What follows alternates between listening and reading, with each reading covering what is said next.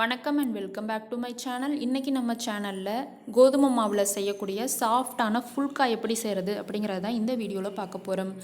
அதுக்கு நான் கடை மாவுலாம் யூஸ் பண்ண போகிறது கிடையாது, ரேஷன் கோதுமை மாவு தான் யூஸ் பண்ணி செய்ய போகிறேன். நீங்கள் கடை மாவு வாங்கி செய்கிறதா இருந்தாலும் இதே மெத்தட் தான், இதே போல் செஞ்சுக்கலாம். நீங்கள் இதுக்கு முன்னாடி ஃபுல்கா செஞ்சதில்லை அப்படின்னாலும் பரவாயில்ல, இந்த வீடியோவை ஒரு டைம் நீங்கள் பார்த்துட்டு செய்யுங்க. ரொம்ப சாஃப்டான ஃபுல்கா நீங்களே செய்யலாம். வாங்க எப்படி செய்யலான்றதை பார்க்கலாம். நான் அதுக்கு 1/2 கிலோ கோதுமை மாவு எடுத்திருக்கேன். இதோட 1 டீஸ்பூன் அளவுக்கு தூளுப்பு, 1 டீஸ்பூன் நெய் விட்டுக்கிறேன். நம்ம நெய் விட்டு செய்யும்போது ரொம்ப வாசனையாக இருக்கும், டேஸ்ட்டாக இருக்கும் இந்த ஃபுல்கா.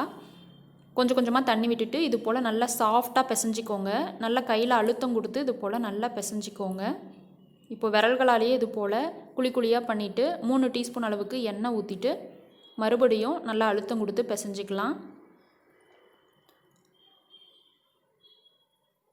ஒரு 5 நிமிஷத்துக்கு இது போல் நல்லா பிசைஞ்சு விடுங்க. இப்போ இதை நம்ம மூடி போட்டுட்டு ஒரு ஆஃப் அன் ஹவர் ஊற விட்டுறலாம். ஆஃப் அன் ஹவர் கழித்து மாவு நல்லா ஊறியிருக்கு. ஊறின பின்னாடியும் ஒரு 3 நிமிஷத்துக்கு இது போல் நல்லா அழுத்தம் கொடுத்து பிசைஞ்சிக்கோங்க. எந்த அளவுக்கு நம்ம அழுத்தம் கொடுத்து பிசைஞ்சிக்கிறோமோ அந்த அளவுக்கு சாஃப்டாக வரும். நான் ஏற்கனவே ஒரு வீடியோவில் சொல்லியிருந்தேன்.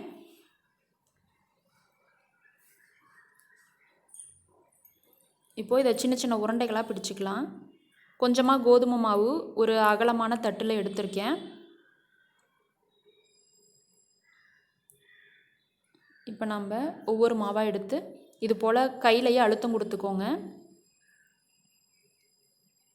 கொஞ்சமாக மாவை ஸ்ப்ரெட் பண்ணிவிட்டு இதை நம்ம ரவுண்டாக தேய்ச்சிக்கலாம்.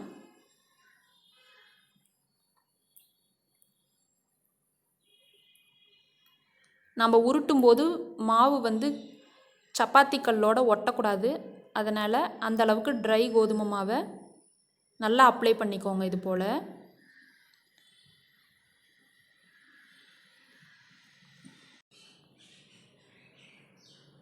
நல்லா சமமாக உருட்டியாச்சு. ரொம்ப திக்காகவும் இருக்கக்கூடாது, ரொம்ப தின்னாகவும் இருக்கக்கூடாது. இது போல் உருட்டிக்கோங்க. கையில் இது போல் மாற்றி மாற்றி போடும்போது எக்ஸ்ட்ரா மாவுலாம் போயிடும். இந்த தோசைக்கல் இருக்கு இல்லைங்களா, அதில் அடியிலையும் நல்லா கழுவி சுத்தம் பண்ணிக்கோங்க.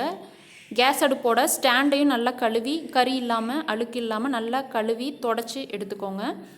ஏன்னா நம்ம சப்பாத்தி டைரெக்டாக நெருப்பில் ஸ்டாண்ட் மேலே தான் போட போகிறோம். அதனால் சுத்தமாக இருக்கணுன்றதுக்காக சொல்கிறேன். நம்ம சப்பாத்தியை போட்டுட்டு ஒரு 20 செகண்ட்க்கு இது போல் நகர்த்தி நகர்த்தி விடுங்க.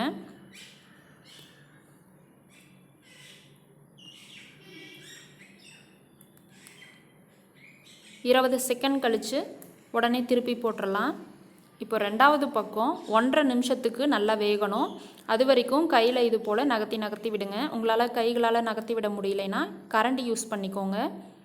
கரண்டி வச்சுட்டு இது போல் நகர்த்தி நகர்த்தி விடுங்க. ஏன்னா நம்ம ஃபுல்காவை டைரெக்டாக நெருப்பில் போடும்போது சுற்றிலும் வேகாமல் இருக்கிறதுக்கு வாய்ப்பு இருக்குது. அதாவது மாவு மாவாக இருக்கும். உப்பி வரும்போது சுற்றிலும் மட்டும் மாவாக இருக்கிற இடத்துல சரியாக உப்பி வராது. இது போல் நம்ம நகர்த்தி நகர்த்தி விடும்போது ஓரங்களில் ஆல்ரெடி வெந்திருக்கும். டைரெக்டாக நெருப்பில் போடும்போது சீக்கிரமாக உப்பி வரும். அதுக்காக தான். இப்போ நடுவில் பபிள்ஸ் எந்திரிச்சு வருது பாருங்கள்.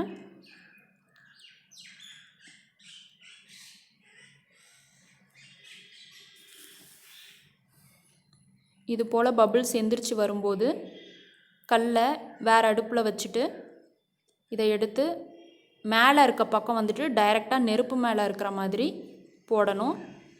எவ்வளோ அழகாக நம்மளோட ஃபுல்கா நல்லா உப்பி வந்திருக்கு பாருங்கள்.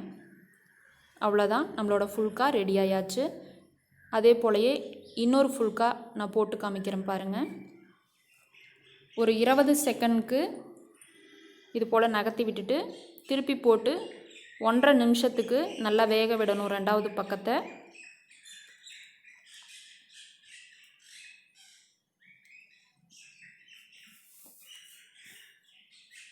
இப்போது பபிள்ஸ் வந்ததுக்கப்புறமா மேல் பக்கம் டைரெக்டாக நெருப்பில் இருக்கிற மாதிரி போடணும். அவ்வளோதான், நம்மளோட ஃபுல்கா சூப்பராக ரெடி ஆயாச்சு. இதை நான் பிச்சு காமிக்கிறேன் பாருங்கள். நல்லா பவுச் மாதிரி அழகாக இருக்கும்.